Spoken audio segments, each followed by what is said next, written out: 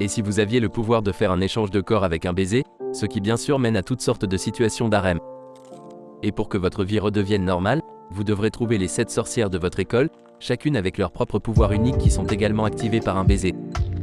Eh bien, c'est exactement ce qui arrive à Yamada, un délinquant de lycée toujours en retard en classe, avec des notes déplorables et toujours impliqué dans des bagarres. Les étudiants le craignent et l'évitent généralement à tout prix, tout comme la nourriture de la cafétéria de mon école. Yamada est grondé par un professeur lorsqu'il rencontre la belle Shiraishi, une élève modèle au sommet de sa classe et l'opposé complet de Yamada. Sur son chemin sortant du salon des professeurs, il passe près de Shiraishi montant les escaliers et tombe accidentellement sur elle. Il se réveille quelques instants plus tard à l'infirmerie de l'école, pour découvrir qu'il est maintenant dans le corps de Shiraishi. Il vérifie s'il a encore sa virilité et crie de terreur lorsqu'il découvre qu'elle a disparu. Quelques instants plus tard, il trouve Shiraishi en train de studier avec diligence en classe, alors qu'elle est dans le corps de Yamada, ce qui bien sûr effraie leurs camarades de classe. Il la tire de classe et la questionne sur la façon dont ils se sont échangés les corps. Shiraishi théorise que cela s'est produit à cause de leur chute dans les escaliers, mais il décide d'attendre après l'école pour essayer de changer de retour. En tant qu'homme de culture, Yamada explore le corps de Shiraishi, ce qui se termine par un saignement de nez lorsqu'il jette un coup d'œil un peu trop près du ciel. En passant la journée en tant que Shiraishi, il apprend que la vie d'une élève modèle n'est pas aussi glamour et facile qu'il le pensait. Il se trouve qu'elle est harcelée et ridiculisée par les filles de sa classe. Cependant, il finit par la sauver d'une de ses bourreaux. Après l'école, il se jette dans les escaliers pour tenter de changer de retour, mais cela échoue. Shiraishi réalise qu'ils se sont également embrassés lorsqu'ils sont tombés la première fois, et qu'un autre baiser pourrait peut-être les remettre à la normale. Yamada est gêné par cette idée, mais elle l'embrasse quand même, et ils reprennent leur forme originale. Entre-temps, Miyamura, le vice-président du conseil d'élèves, a assisté à cet événement. Le lendemain, les deux échangent à nouveau de corps et Miyamura piège Shiraishi et Yamada pour leur faire révéler leur véritable identité. Miyamura dit qu'il rouvre le club d'études surnaturelles et qu'il veut les deux le rejoignent. Il théorise également qu'il est peut-être possible pour eux de changer de corps avec d'autres personnes et pas seulement entre eux. Contre de fortes protestations de Yamada, ils mettent cette théorie à l'épreuve. Cela fonctionne, et les deux garçons échangent de corps. Shiraishi demande alors à Yamada s'il y a quelque chose d'étrange entre les jambes de Miyamura, à quoi il répond bien sûr qu'il y a. Tous les gars ont quelque chose entre les jambes. Les garçons échangent à nouveau et quelques moments plus tard, Ito entre dans la salle du club. Elle est fan de tout ce qui est surnaturel et inexpliqué, comme les fantômes et les extraterrestres et la localisation de mon père, donc elle décide de rejoindre leur club. Lorsqu'Ito surprend Shiraishi et Yamada en train de s'embrasser, elle croit que le club n'était qu'un mensonge et se sent trahie. Elle essaie de propager des rumeurs à travers l'école à propos de Yamada et Shiraishi, mais évidemment, personne ne croit le mot d'une fille bizarre qui dépense de l'argent sur des souvenirs surnaturels faux. Finalement, Ito apprend la vérité sur la finalité du club et les pouvoirs de Yamada lorsque Yamada l'embrasse et qu'ils échangent de corps. Ils retournent finalement dans la salle du club et échangent à nouveau, et les 4 d'entre eux s'accordent à utiliser le club comme moyen de documenter et tester les pouvoirs de Yamada de changement de corps, ainsi que toute autre bizarrerie surnaturelle qui pourrait se produire. Le lendemain, Miyamura et Yamada échangent leur corps avec les filles et demandent au président du conseil des étudiants, Yamazaki, un budget pour le club d'études surnaturelles, mais le président est pleinement conscient qu'ils ont échangé leur corps et refuse leur demande. Cependant, il dit qu'il considérerait de donner un budget à leur club s'ils peuvent convaincre Shiraishi d'assister à l'université. Plus tard ce jour-là chez Shiraishi, Yamada la confronte à son manque d'ambitions universitaires. Elle dit que ça n'a pas d'importance qu'elle soit à la maison ou à l'université, car elle est toujours seule de toute façon. Il dit que grâce à elle, il s'amuse plus à l'école et lui dit qu'il va essayer de se faire admettre à l'université et qu'elle devrait y aller avec lui. Elle sourit et accepte. Le temps passe, et ils vont tous en voyage scolaire. Yamada échange son corps avec Shiraishi pour qu'elle n'ait pas à socialiser avec les filles de sa classe. Il passe la journée entière à sortir avec les autres filles et même finit par papoter avec elles dans leur chambre, tandis que Shiraishi continue à étudier. Ils finissent par échanger de nouveau leurs corps originaux en partageant un baiser assez romantique. Plus tard dans la nuit, Nene, l'autre vice-président du conseil des élèves, menace Yamada avec une photo de lui fouillant dans le sac de Shiraishi et regardant sa culotte. Il s'agit bien sûr du corps de Shiraishi et de Yamada, mais il n'a aucun moyen d'expliquer cela. Nene lui dit que s'il peut empêcher Shiraishi de passer un test demain, elle ne partagera pas les photos compromettantes. Plus tard dans la nuit, Yamada s'arrange pour rencontrer à nouveau Nene, et lui demande très franchement de l'embrasser. Il planifie d'échanger son corps avec elle afin de pouvoir effacer les photos de son téléphone lui-même. Au début, elle est choquée par cela, mais change rapidement d'avis et accepte, en l'avertissant de ne pas la blâmer pour ce qui pourrait arriver ensuite. Lorsque l'échange échoue, Yamada craint d'avoir perdu ses pouvoirs, alors Miyamura décide de tester les pouvoirs de Yamada en lui volant un baiser au goût de pomme de terre. Mais aucun d'entre eux n'échange de corps. Ito essaie également sans succès. Il semble que les pouvoirs de Yamada aient complètement disparu. Le lendemain, à l'école, Shiraishi ne passe pas l'examen. Quand il revient à la salle du club, Yamada découvre que Ito et Miyamura ont tous les deux préparé pour lui un bento.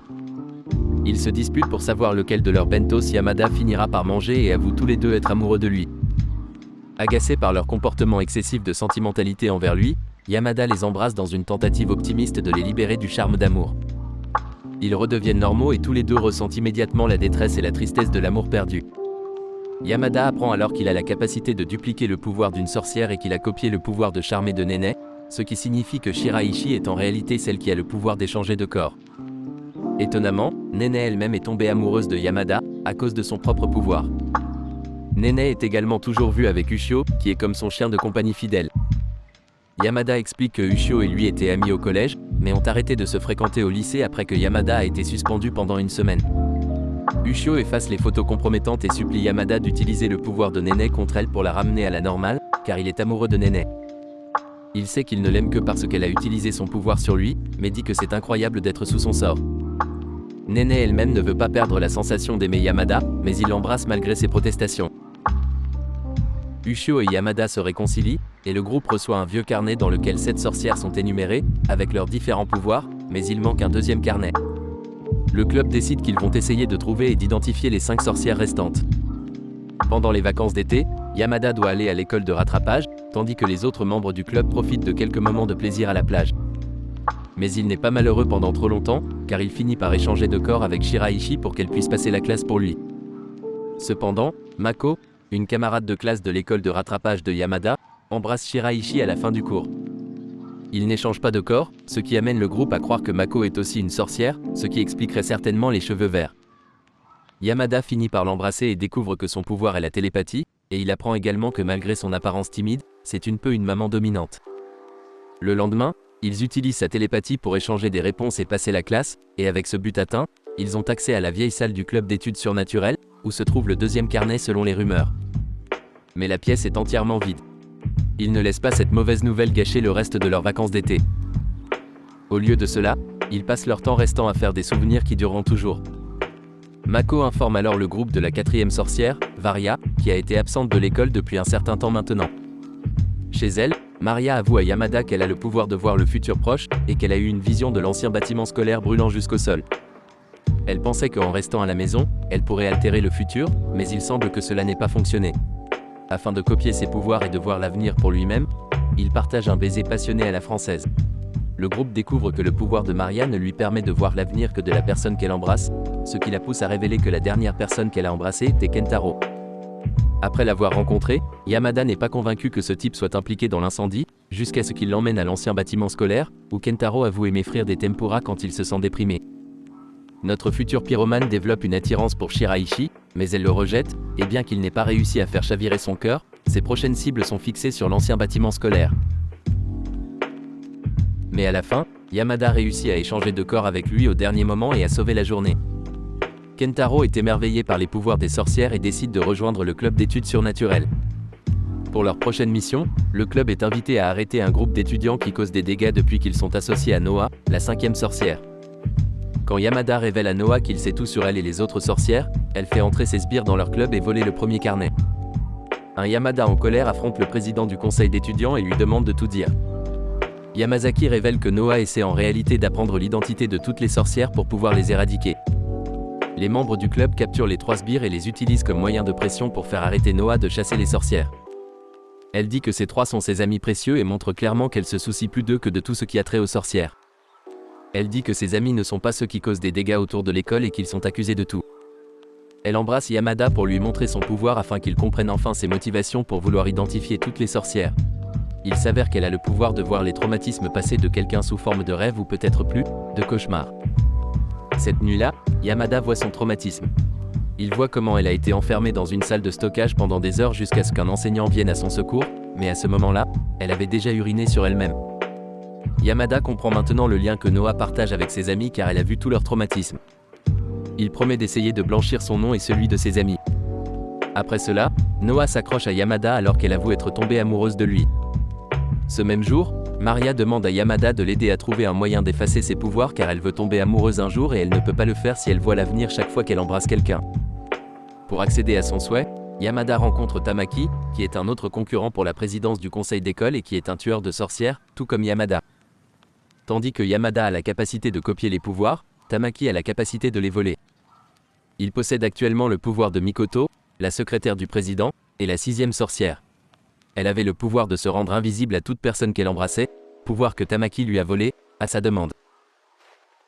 Il dit qu'il aidera à voler les pouvoirs de Maria si Yamada peut obtenir du président qu'il révèle qui est le prochain candidat à la présidence. Cependant, Yamazaki dit que les 3 prétendants, Miyamura, Nene et Tamaki, sont à égalité et qu'il ne sait pas encore lequel il choisira, mais il décide qu'il accordera la présidence à celui qui trouvera la 7e sorcière, la dernière restante. À la fin du festival culturel, Yamada réalise qu'il est amoureux de Shiraishi. Un peu plus tard, Miyamura raconte au groupe qu'il a une sœur nommée Leona, qui a cessé d'aller à l'école à cause d'un incident avec la 7e sorcière. Il décide d'aller lui rendre visite, mais lorsqu'elle refuse de les aider, Yamada, désespéré, change de corps avec elle et menace de se déshabiller devant tout le monde, au grand déplaisir de Miyamura. Cependant, Leona dit que 2 peuvent jouer à ce jeu et enlève les sous-vêtements de Shiraishi. Yamada est embarrassé, mais il refuse de céder. Ils finissent par échanger à nouveau et elle le met en garde que la 7e sorcière n'est pas comme les autres, et qu'une fois qu'il connaîtra son identité, ses souvenirs des sorcières et de son club seront effacés. Il est d'accord avec cela, et le club promet de venir le retrouver après l'effacement de sa mémoire. Rika est la 7e sorcière, et elle ne porte pas de sous-vêtements en public, ce qui la rend une très bonne candidate pour la meilleure fille. Mais après l'avoir rencontrée, Yamada réalise qu'elle n'a pas effacé ses souvenirs. Elle a en réalité effacé sa présence de la mémoire de tout le monde. Aucun de ses amis ne se souvient de lui. Tamaki a également appris l'identité de la dernière sorcière, et s'est effacé lui-même de la mémoire de tout le monde. Il est le seul à se souvenir de Yamada, et ils n'ont plus que l'un l'autre à dépendre désormais. Yamazaki avoue à Yamada que toutes les sorcières avaient changé pour le mieux après l'avoir rencontré, mais maintenant qu'elles ont oublié qui il est, elles sont revenues à leur vieux comportement et ont commencé à semer la pagaille partout dans l'école. Yamada embrasse Nene pour lui voler son pouvoir séduisant, mais Shiraishi assiste à cela et est déchirée, même si elle ne comprend pas pourquoi. Yamada essaie d'expliquer tout à Shiraishi sur les sorcières et les pouvoirs et la perte de mémoire, mais elle éclate de rire et ne le croit pas. Le lendemain, Yamada est surpris de voir que Nene a retrouvé ses souvenirs de lui après qu'ils se soient embrassés. C'est également une nouvelle pour le président du conseil des élèves et la 7e sorcière, qui ne savait pas que les souvenirs pouvaient être rendus avec un baiser. Yamada et Tamaki apprennent que si les 7 sorcières sont rassemblées ensemble, n'importe quel souhait peut être accordé par n'importe qui, c'est pourquoi personne ne peut connaître l'identité de toutes les 7 sorcières. Ce soir-là, Yamada appelle Nene et l'avertit que le président fera effacer les souvenirs de Yamada de Rika. Cependant, le lendemain matin, Rika et Yamazaki sont surprises d'apprendre que le pouvoir d'effacer les souvenirs ne fonctionne pas 2 fois sur la même personne. Nene, Tamaki et Yamada travaillent ensemble pour restaurer les souvenirs des sorcières et planifient de rassembler les 7 sorcières ensemble pour effectuer une cérémonie afin de souhaiter le retour de tous les souvenirs. Yamazaki essaie de saboter ce plan en faisant échanger les corps de Mikoto et Shiraishi de manière forcée, tout en gardant la véritable Shiraishi verrouillée à l'intérieur de la maison de Mikoto, où seuls les membres du conseil des étudiants peuvent la visiter. Désespérée, le groupe affronte Rika et lui demande de trahir Yamazaki, mais elle refuse en raison du lien profond qu'elle ressent pour lui. En raison de son pouvoir, elle est toujours seule, et le président est le seul qui a toujours été là pour elle. Yamada la convainc que s'ils peuvent mener à bien une cérémonie réussie et souhaiter le retour de tous les souvenirs, Rika ne sera plus seule. La sorcière pervertie accepte de les aider, mais à une condition. Ils doivent rapporter Leona à l'école, pour que Rika puisse effacer correctement ses souvenirs, chose qu'elle n'a pas réussi à faire la dernière fois qu'ils se sont rencontrés et qu'elle veut rectifier pour sa propre fierté personnelle. En parlant à Leona, ils apprennent que le club d'études surnaturelles a été fondé à l'origine par elle et le président, et qu'ils ont travaillé ensemble pour découvrir les mystères des sorcières, jusqu'à ce qu'ils apprennent l'identité de la 7e sorcière et qu'ils doivent effacer leurs souvenirs. Yamazaki est devenu président du conseil des étudiants pour qu'il puisse maintenir le club d'études surnaturelles en vie, mais cela a également été effacé de sa mémoire. Leona sait qu'elle ne peut plus se cacher de son passé et décide de retourner à l'école, où elle affronte la 7e sorcière, mais avant que la perte de mémoire ne prenne effet, elle croise à nouveau Yamazaki. Lorsqu'elle passe devant lui et lui dit qu'elle souhaite qu'il se revoie un jour, des larmes commencent à couler sur ses joues, même s'il ne sait pas pourquoi. Le lendemain, Yamada se dirige vers la maison de Mikoto avec l'aide de Miyamura, qui peut entrer chez elle car il est membre du conseil d'élèves. Yamada serre Shiraishi fort et lui promet qu'il la ramènera dans son corps d'origine et qu'il ne laissera plus jamais rien de tel lui arriver. Ils réussissent finalement à rassembler les 7 sorcières au même endroit, mais avant de commencer la cérémonie, le groupe est interrompu par Yamazaki, qui n'est étonnamment pas là pour gâcher la journée. Il dit qu'il n'a jamais compris pourquoi il est devenu président et qu'il a simplement continué à travailler de manière assidue pour se protéger de la douleur qu'il ressentait dans son cœur. Mais après sa rencontre avec Leona, Yamazaki a finalement réalisé qu'il avait dû faire effacer ses souvenirs et que Rika ne pouvait effacer ses sentiments. Il dit à Yamada qu'il veut qu'il poursuive la cérémonie pour qu'il puisse se rappeler pourquoi il est devenu président. Avant que Yamada ne formule son souhait, il demande à Rika si elle était heureuse avec son pouvoir de sorcière. Elle dit que son pouvoir l'a rendue en grande partie seule et qu'elle est accablée par la pensée qu'elle devra choisir un successeur pour lui transmettre son pouvoir lorsqu'elle se graduated. Elle ne veut pas maudire quelqu'un d'autre à un destin aussi solitaire. Il termine la cérémonie et le vœu de Yamada est exaucé.